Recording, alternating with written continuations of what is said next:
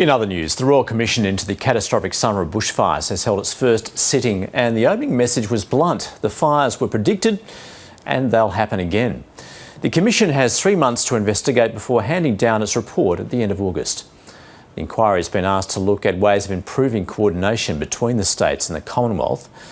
It'll also examine the role that land management and hazard reduction measures played in the fires, and ways traditional fire management practices of Indigenous Australians may improve the response to natural disasters. The effect of climate change will also be considered, and today the Bureau of Meteorology warned the trend is not good.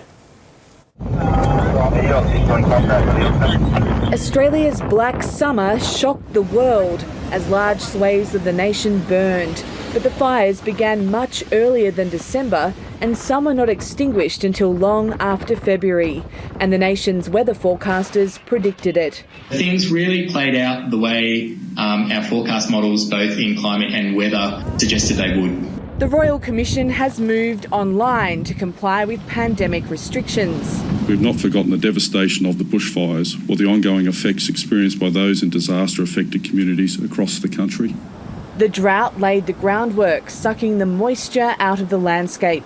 The fires created their own unpredictable weather, moving with terrifying force, fronts hundreds of kilometres long.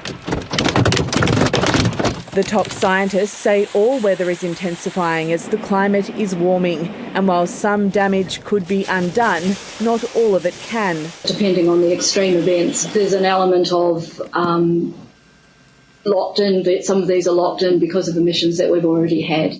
The Royal Commissioners have set themselves a tight time frame to report back before the next fire season.